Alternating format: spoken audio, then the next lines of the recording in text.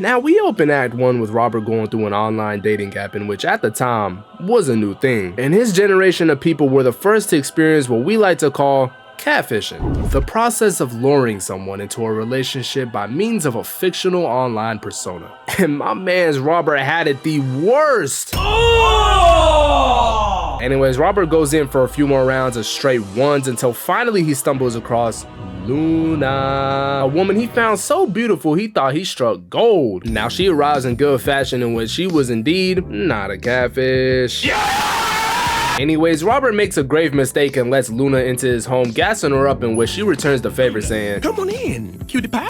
You look just like your picture too, except you're wearing clothes." And she introduces herself to the kids with Riley skipping all types of introductions, cutting straight to it, talking about some, "You want a drink, a soda?" That's a big bitch. Anyways, we slide over to them having dinner with Robert and Luna, having a marvelous time, laughing until their heart's content, man. You love to see it. She then explains the kinds of dogs she has, in which it was pretty innocent to start off with. You know what I'm saying? 1 Dalmatian, 2 retrievers, and 15 wolves. Wolves. What did he say?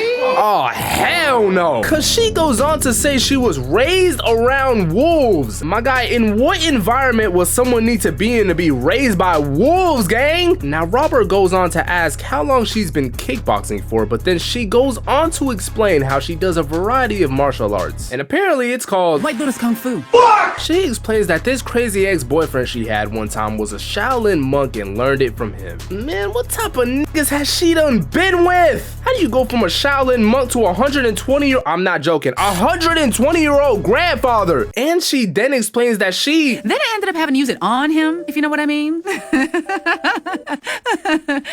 And you see, at this moment, I would have left faster than Will Smith did after he slapped Chris Rock, cause hell. Now Robert proceeds to damn Huey to hell, letting her know that he's into martial arts as well, which, oh my god, we'll get into in 1 second. Anyway, she gets excited and asks if he's ever heard of the Kumite? Oh no. For those who don't know, the Kumite is an invitation to a martial arts tournament with some of the deadliest martial artists in the world. And Huey actually doubted its existence, but Luna does him the pleasure of letting him know. It's really real. And she explains it like it's some vacation on a tropical beach, my nigga. As she's explaining it, we see her rip the heart from what seems to look like Toto on extra gear, in which she actually won the entire Kumite. Wins. I mean, I'm like, you kill one man, you kill a dozen. It's all the same. Alright, y'all, this family is fucking. Make sure you pack it up. Come on, chop chop. Anyways, they all excuse themselves to the bathroom to create a game plan to get this killer kung fu wolf bitch, see what I did there? Out their house. In which this man Robert obviously not mature enough to handle business, so Huey grows a pair and walks out the door, but before he does, he turns around and tells his fam, You two just stay here. so Huey goes on a special ops mission to look for Luna until he finds her talking to her friend who will be very important to the story in due time. Nonetheless, she's like, Let me call you back. and she asks about Robert's well-being, in which Huey lets her know he's just taking a shit. He then goes on to glaze a little bit, telling her that it's Pretty impressive being a White Lotus master. and she hits this video's thumbnail shot with maximum efficiency before thanking him. Then Huey says, It's just, I had heard there were no White Lotus masters left alive. Maybe you would like a demonstration. What about a friendly sparring match? and they square up. Huey goes in for a punch and they start clashing for a little bit until she starts getting the upper hand, kneeing that boy in his chest, elbowing him on his back, and kneeing him once more, but this time on his face. And during all of this, Riley and Robert were listening to the absolute demolishment that was taking place before the door opens and Huey drops to the floor, but not before saying, Let's get out while we can. Lord have mercy, this man went on a date with an old man and immediately started beating on his grandson. Oh my god. We have now concluded Act 1. So far, we have found out she has murdered people in cold blood, joined the most deadly martial arts tournament that was believed to be a myth, and won. And now she has brought that energy into the kind soul's home that is Robert Jebediah Freeman. And with that, we move on to Act 2.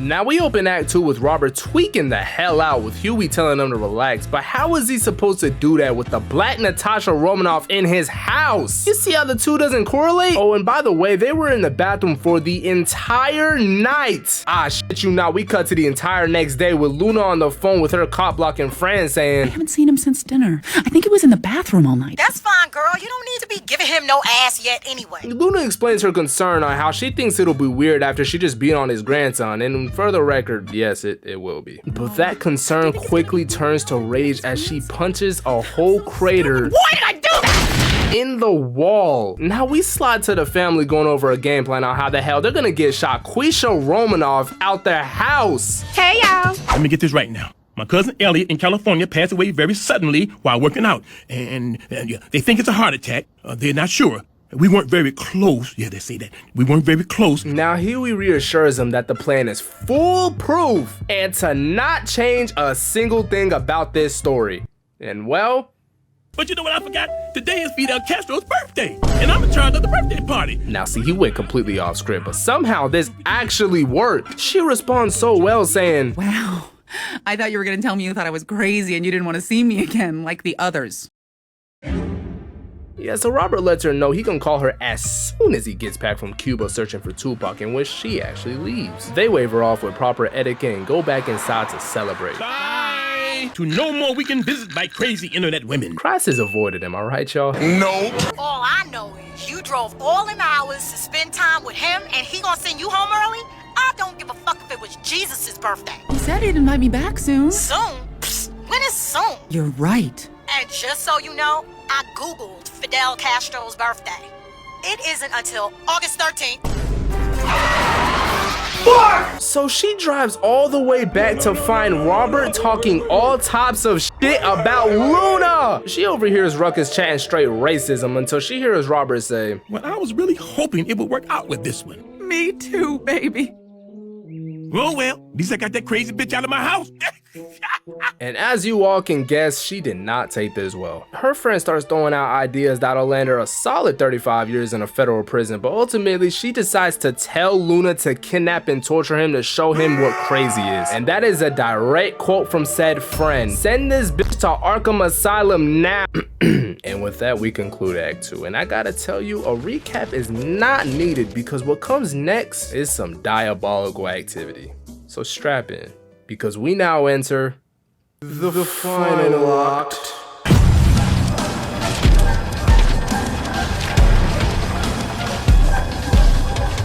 Now the kids arrive at the crib looking for their granddad, in which they can't seem to find him. Riley tries calling his cell, but his phone was dead, and that was when Huey realized the place has been broken into, but before he could do anything about it, this bitch shuts and screws the door shut, trapping 2 minors in a room, give her 15 years. And while she's doing it, she talking about some. Don't worry, boys. I just want to have a friendly chat with your grandfather about honesty. No, Luna!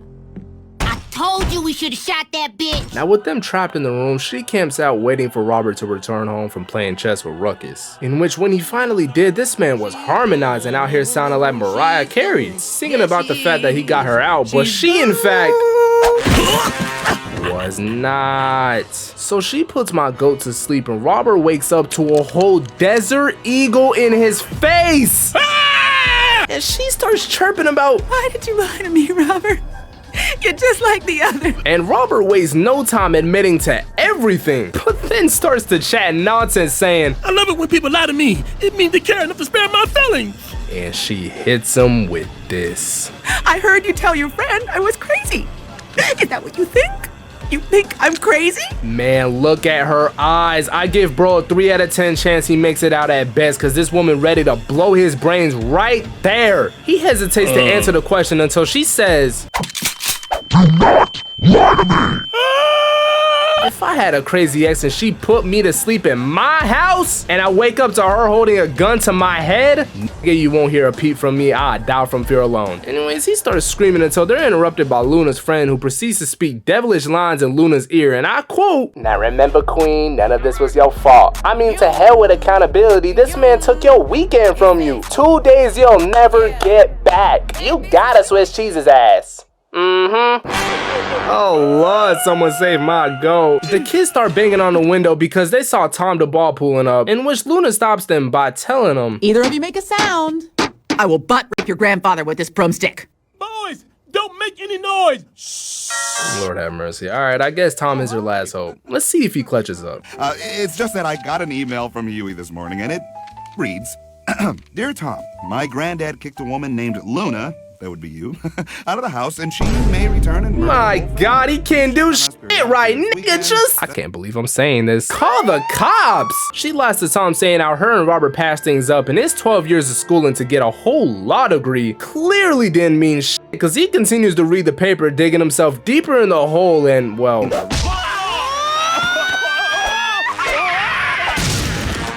he gets kidnapped.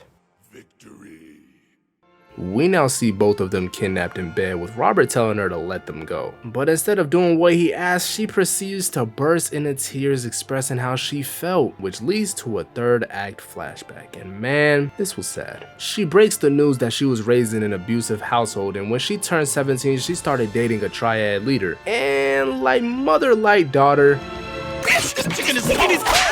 And basically, she ended up in every abusive relationship imaginable. Verbal. I told you not to wash my bloody ski mask with detergent because it irritates my fucking eczema! Spiritual. You without me equals shit. You understand that, you ugly fat bitch? And you know, the more she talks, the more I understand Luna.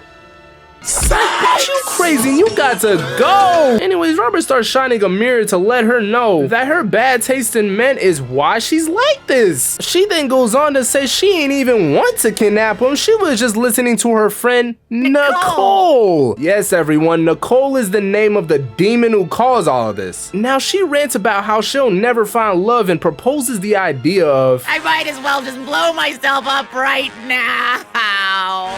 No! And because of Robert's quick thinking, not Tom, he fake sympathizes with Luna and convinces her to cut them free. She walks out of the house and lets her friend know what happened, and this bitch Nicole basically gaslights her into thinking the advice Robert gave her was bad, and proceeds to say, If a man said that to me, oh my God, I don't think I can handle it. I would just freaking die. and so she takes her life with a grenade, which concludes this story of Luna, the killer kung fu wolf bitch. Hello?